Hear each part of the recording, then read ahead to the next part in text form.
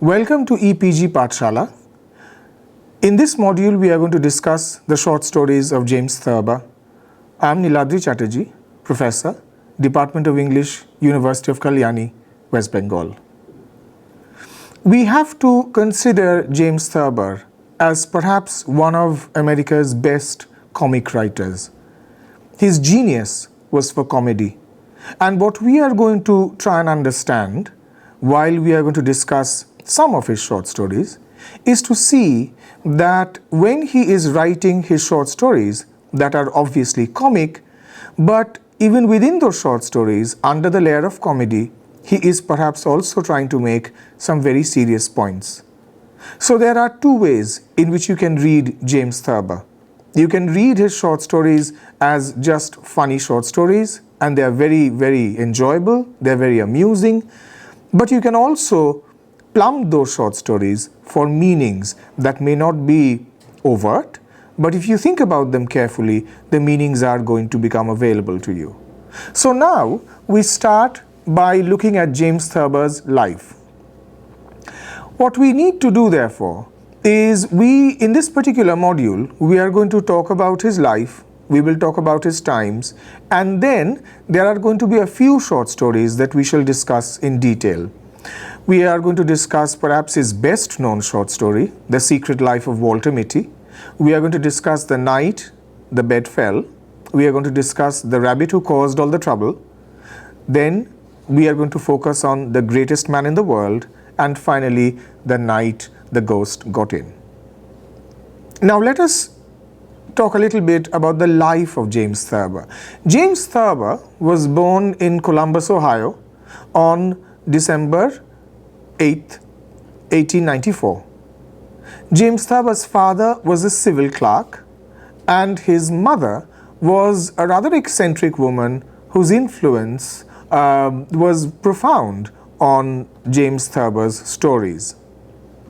From 1913 to 1917, Thurber attended the Ohio State University, where he was a member of the Phi Kappa Pi fraternity.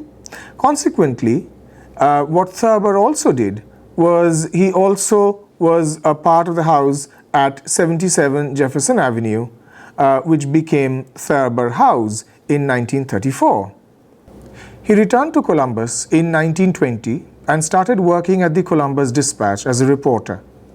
Thurber spent his evenings working on skits for the Strollers and Scarlet Mask, the theater group at Ohio State, where he met his first wife, Althea Adams.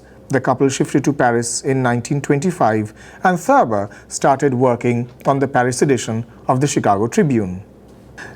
The Thurbers moved to New York in 1926. Now this is where something rather interesting happens. At a party, Thurber's friend E.B. White, who is incidentally the creator of Stuart Little and Charlotte's Web, introduced him to Harold Ross, editor of The New Yorker, who hired Thurber soon after the party.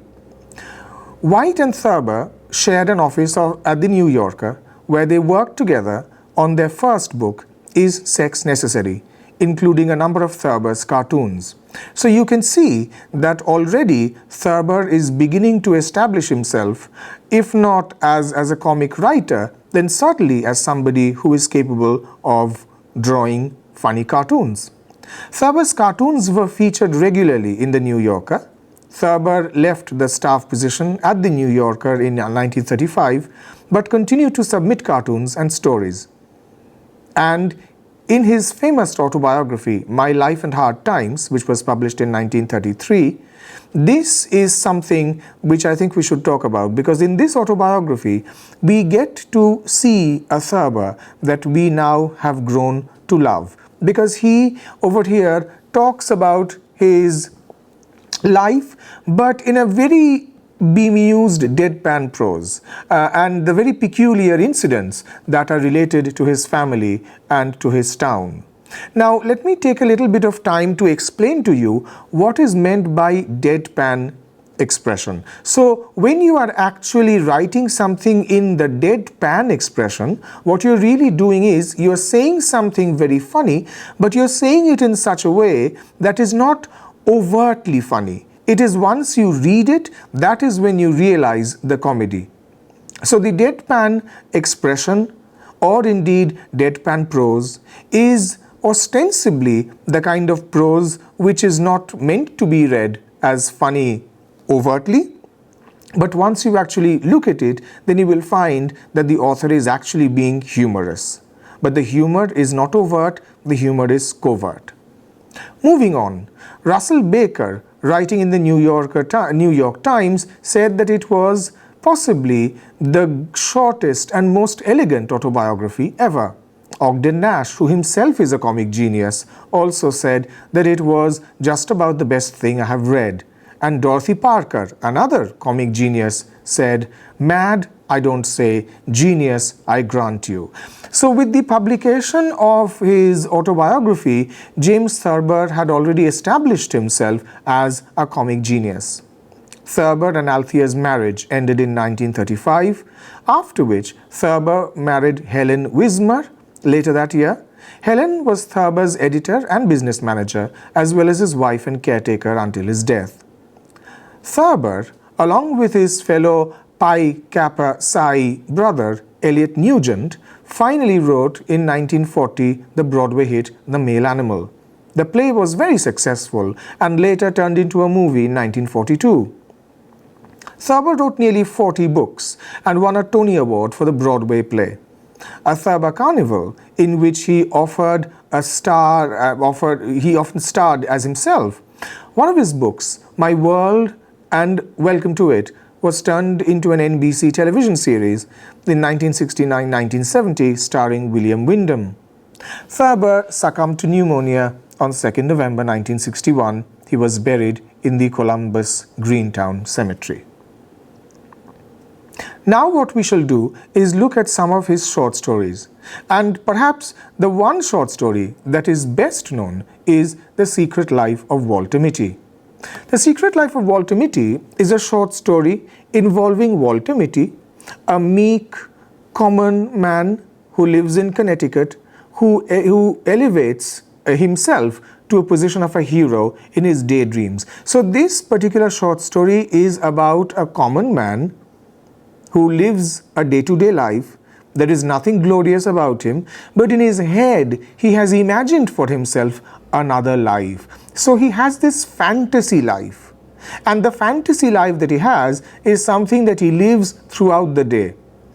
And we shall see in the short story how he does that. So for example, when Walter Mitty is introduced to us, we know that he is an underachiever. He's bullied by people, be it by the parking attendant or his overbearing wife, and seeks to escape from his seemingly boring and uneventful life into a world of fierce events where he is sometimes a suave doctor or a war hero.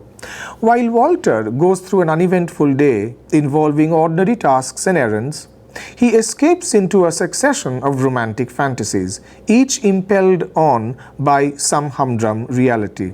As he drives his car, he imagines he is commanding a Navy hydroplane through a terrible storm. When he rides past a hospital, he imagines he is an iconoclastic surgeon saving somebody's life with nothing more than a fountain pen.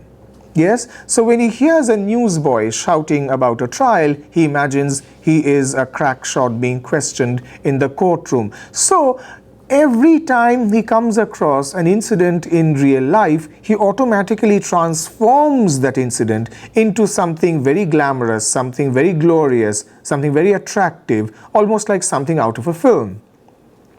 As he waits for his wife to finish at the hairdresser's, Walter perceives pictures of a German plane and immediately imagines himself to be a British pilot willing to sacrifice his life for his country. And as Walter Mitty waits outside against a wall for his wife to buy something in a drugstore, he visualizes that he is an intrepid man about to be shot at by a firing squad. The story ends with the inscrutable Walter Mitty waiting for his romantic death. His secret life, that is his world of daydreams, is as eventful and exciting as we want it to be.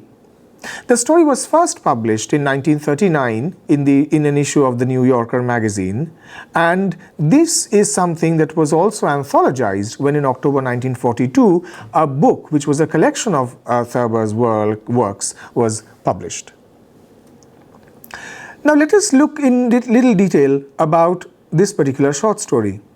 Let us concentrate, for example, on the character of Walter Mitty. Walter Mitty is a meek and an ordinary Connecticut resident, who's used to getting bullied and chided by his wife and on occasions by people he meets, like the parking lot attendant. To compensate for his shortcomings, Mitty creates an entire secret life for himself, a series of fantasies in which he is an influential, decisive man, admired by those around him. He compensates for his failure in his real life by constructing a larger-than-life image of himself in his daydreams. James Thurber very meticulously intertwines Mitty's fictions with his real life. It's not simply a matter of leaping back and forth from reality to imagination.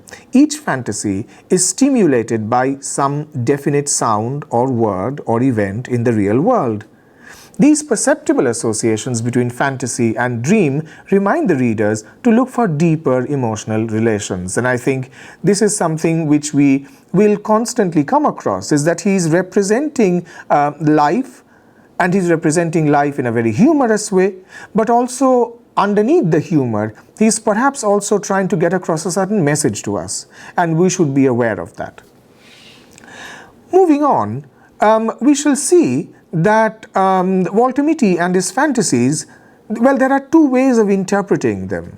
First, and probably the more forthright approach, is to see Mitty as a placid married man who quite harmlessly accedes to fantasy to get through what seems to be a pretty boring day of running errands with his wife. One could argue that this story is a testament of human ability to enjoy and make good of the event most banal of events. In contrast to the above idea, another way of examining Walter Mitty, and consequently the story of Walter Mitty as a whole, this is something that encompasses detecting some darker themes in Thurber's work. This interpretation is probably sparked by the fact that Mitty's final fantasy is of a firing squad, which is a bit ominous. Is Mitty just endlessly persecuted by his more logically minded foes in the real world? Are his fantasies defeated by reality? Or does he remain, as Thurber writes, Walter Mitty the undefeated? So can we therefore see that Walter Mitty, in creating this fantasy life, is perhaps trying to compensate for something that he does not have in his own life?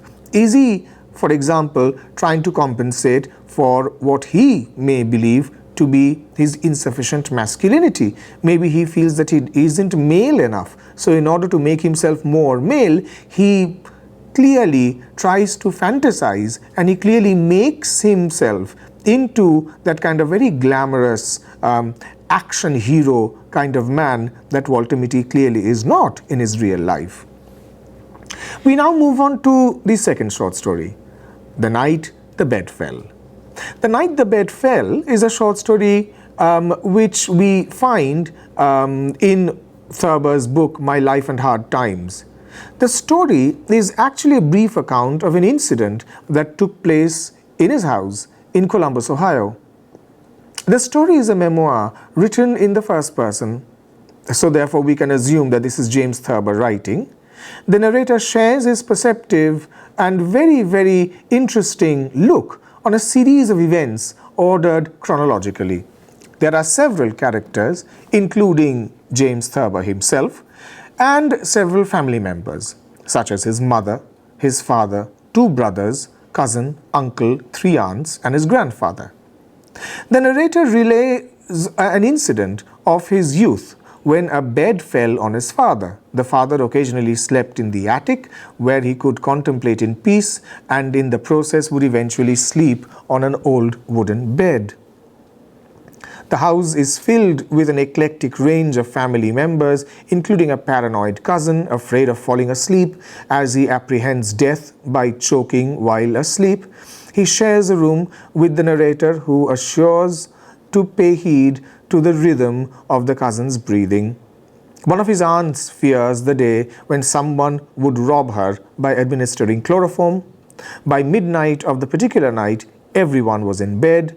At 2 in the morning, the narrator's own bed, which is an army cot, tipped over while the narrator was still asleep. The noise awoke his mother, who thought that the wobbly headboard on the bed in the attic had fallen on the father, and a series of events gradually begin to unfold. Finally, the father opens the attic door to ask what's happening, to which the family put the incidents together to understand the crux of the matter. So as you can see, this is a rather funny story. It's a story that is based on misapprehension, misunderstanding. People are thinking something has happened, but something else has happened. But how else do we read the short story? Well, Thurber sometimes combined fiction and non-fiction, as in The Night the Bed Fell, to produce what might be deliberately called a new literary genre. You may call it faction, for example, which is a very interesting combination of fact and fiction. The development of the concept of the casual at the New Yorker undoubtedly contributed to this. For the moderately light tone combined with a focus on the familiar, humdrum occurrences was well harmonized with the author's personality. The casual was also conducive to the technique of starting with an actual event in the writer's past and then branching off into fiction, outspreading the plot in order to carry them to an unlikely conclusion. Thurber was very good at it. He was a master of casting such premises in a purely fictive mode as well.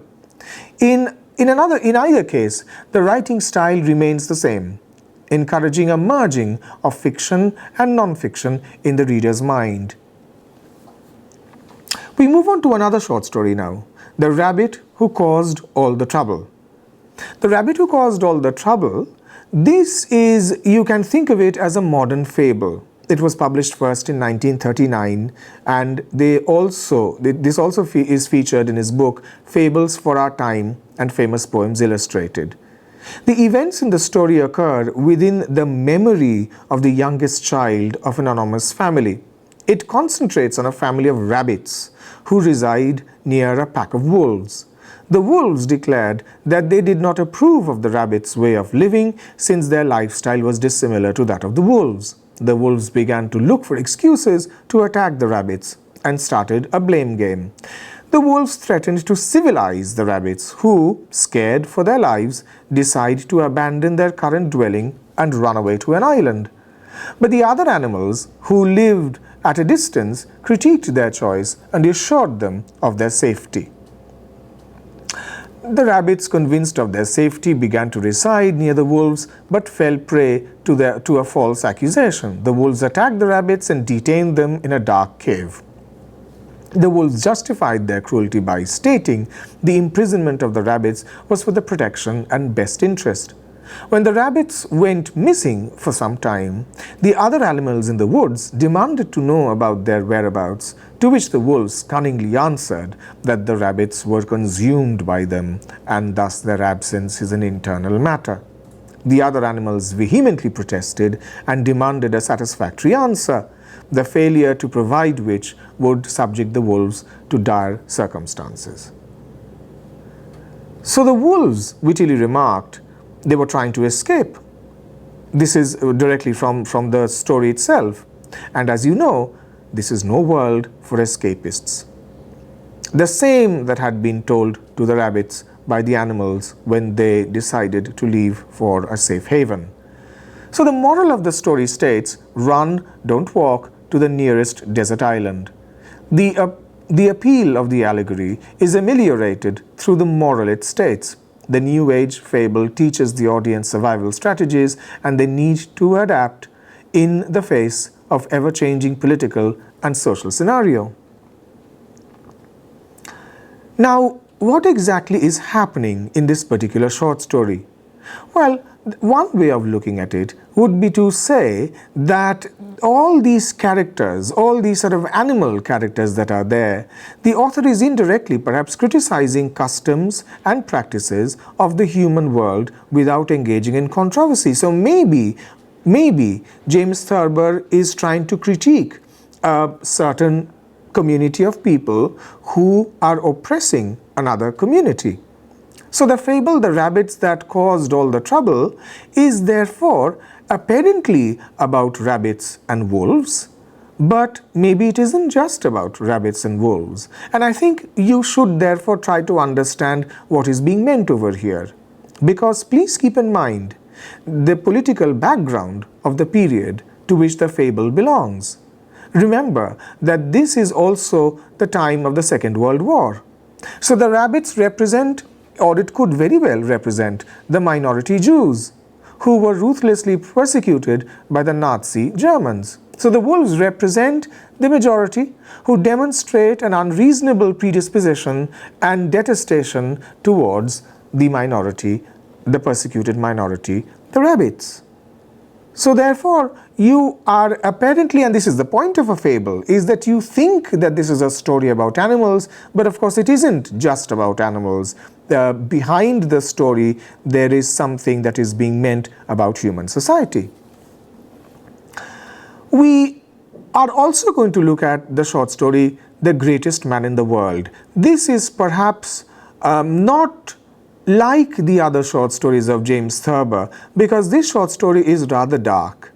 It isn't particularly funny. It isn't particularly humorous. So this is a slightly different kind of James Thurber short story. This was published, again, in the New Yorker. And what is the story about? It is the life of somebody called Jack Smirch. Now, Jack Smirch is supposed to have gone around the world without a halt, and he is considered a superhuman person.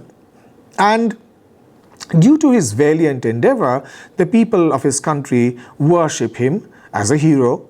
But to the surprise of the press and the politicians of his day, it is discovered, paradoxically, that this so-called hero has many unheroic characteristics.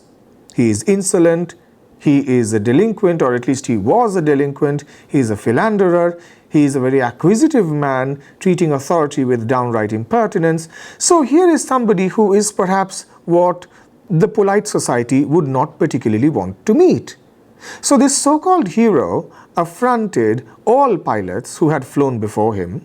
He was heartless enough to mock the failed attempt of two Frenchmen who died in an attempt to cross the Atlantic Sea by plane. So when we look at the way in which he has structured the short story, what do we see? We see that there is a lot of excitement surrounding this man. He created an absolute ruckus by denigrating everyone present at the gala event which is organized to honor him. And his insolence was manifested in its full form when he failed to recognize the president of the country, the president of the United States. Sadly, one of the party's patrons decided, with the president's inaudible permission, to push the man out of the window, thus providing the final solution to the question that had been plaguing the media and the bureaucrats for long: how to maintain the farcical greatness of this not-so-great, unheroic hero in the public eye. And as you can imagine, the funeral was a lavish affair, and the hero, who was by now disliked by most of his townsfolk and family members, he is celebrated and he is mourned as if the world is devastated at his death. How does one look at this short story? Well, the story offers a rather interesting treatment of the media and politics, and also about the way in which heroes are created. There is also another way of looking at it. The media and the politicians are, like always, disguising the truth. But by glorifying a non-heroic hero just to protect the image of an idealized, conceptualized American hero from society. Can we therefore read this short story as a critique of the American dream? Can we therefore say that the person who is being actually extolled upon, the person who is being celebrated as an American hero, is perhaps not so? In the end, of course, the hero is killed.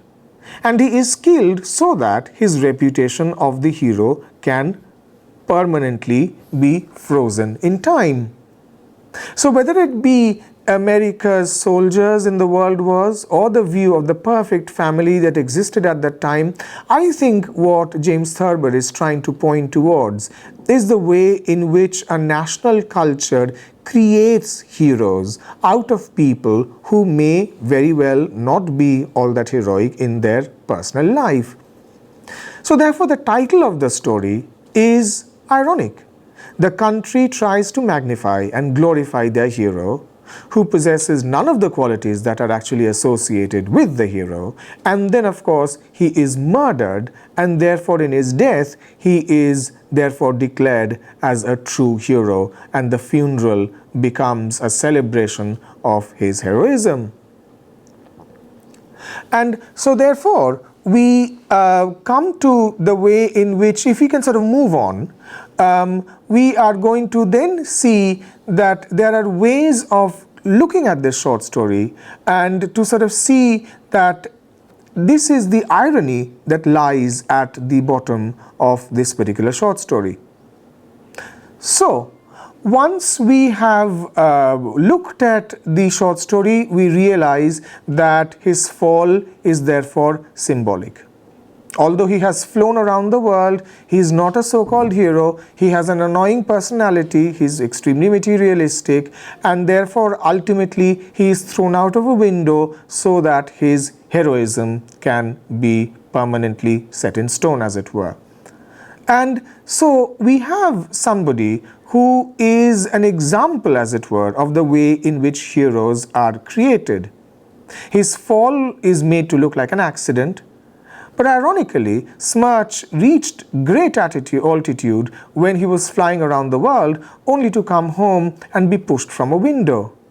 So the killing of Smirch is, perhaps some people would say, and certainly the politicians would say, that this is something that had to be done. They would probably say that this was a necessary evil to keep alive the concept of an ideal hero and in the minds of the American people. So look at the way in which the reputation of a man is being consolidated by basically killing him. You kill the man, and once the man is dead, you can therefore declare that he is a hero. So, if I have to discuss, or if I have to therefore round up the discussion of James Thurber, I would therefore say that although James Thurber is regarded as a comic writer, but of course he is not simply a comic writer. There are certain darker messages, that much more serious messages, that James Thurber is trying to communicate through his work. So when we read his short stories, we are certainly going to enjoy those short stories as comic writing, but we are also going to be aware of the fact that through the comedy, James Thurber is perhaps making certain very profound statements about American life, about American society, and about American culture. Thank you.